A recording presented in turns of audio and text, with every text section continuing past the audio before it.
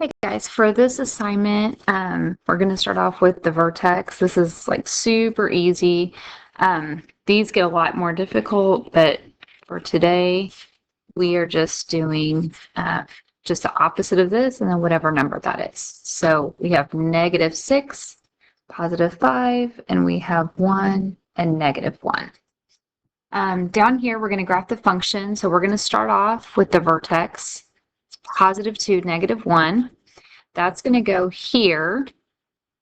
And then my axis of symmetry is going to be x equals 2. So I'm going to draw a line down here, and I know it's going to open up, and this is going to be called a minimum. I know it didn't ask you that, but just wanted to have you not forget that. I'm going to make the x coordinates over here, and then don't forget that these are the exact same. So I'm going to start with 3. So 3 minus 2 is 1. 1 squared is 1. 1 minus 1 is 0. And then let's start with 4. 4 minus 2 is 2. 2 squared is 4. 4 minus 1 is 3. That right there is also our y-intercept. So 0, 3. Let's see, 2, -1. Okay, oops. So it's going to go, oh gosh, I'm so bad about drawing on these. It's going to look something like that. Don't forget your domain is always a set of all reals, and your range, since it's going up, is going to be y is greater than or equal to, right here, -1. Okay, that's how we do these. I'm going to go ahead and fill in the rest on this page, and I will be right back. Let's look at number 5. Notice that the axis of symmetry is going to cut this in half. That's 6.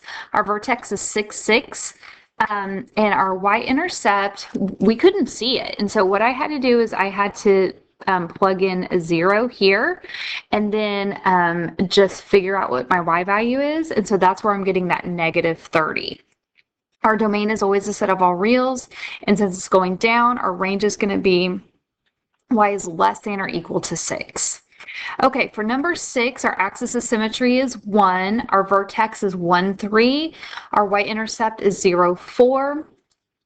Our domain is the set of all reals, and our range is y is greater than, because it's going up, or equal to 3.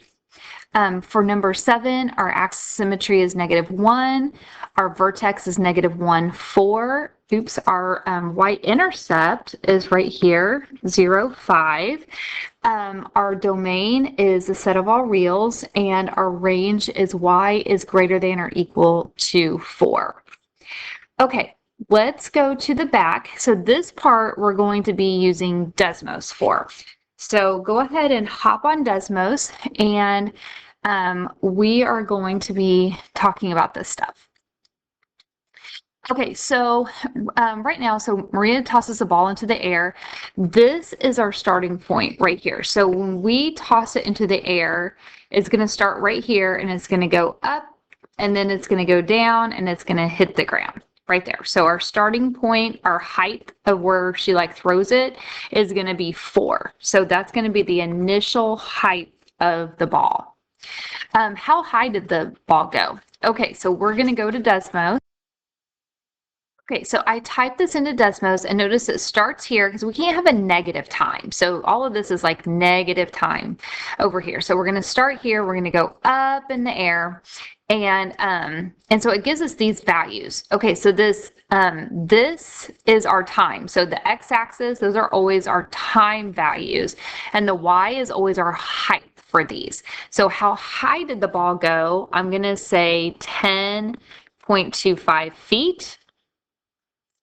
And then how long did it take for the ball to reach its maximum height?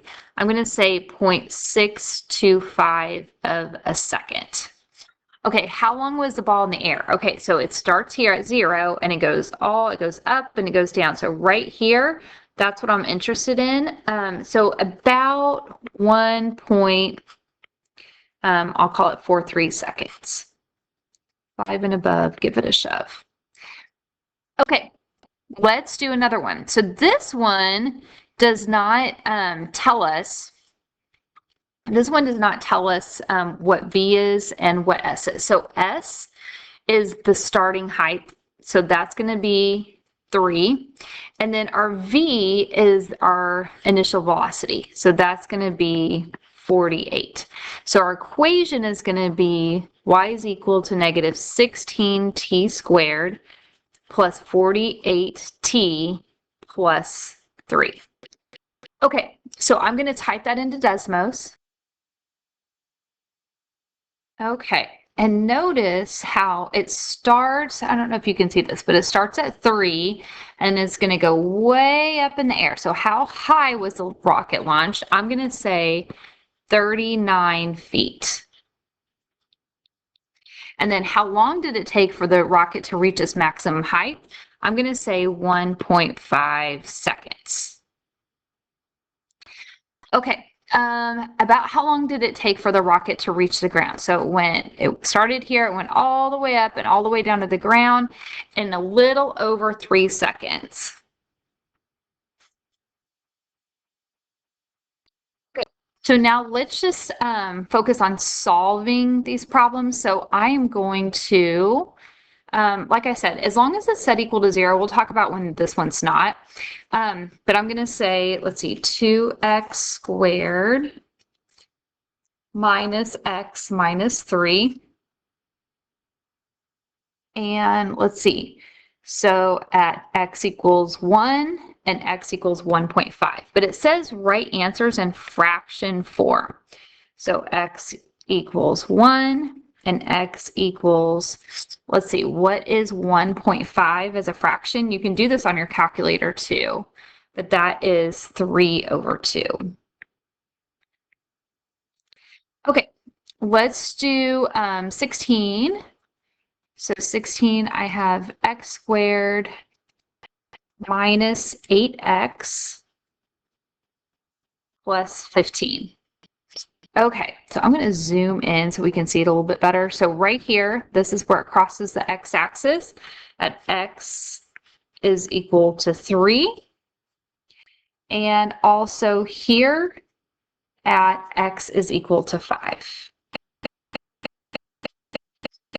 Okay, let's do number 17.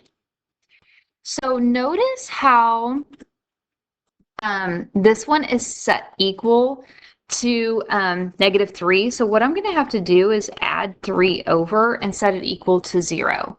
So I'm going to add 3. And now it makes a nice parabola. Okay, well, I don't like that. That one's 1.5. So we've already had that one. So that is x equals 3/2. But this one, I think if we type this into, let's see, let's go here, see what it does. Yeah, see, it's not going to do it. So what you're going to have to do is go in your calculator and just type a bunch of 3's in and then do the little arrow buttons and it'll give it to you. You should get 1/3 there. So we don't, Desmos is not a help here. So x is equal to 1/3. And that is it.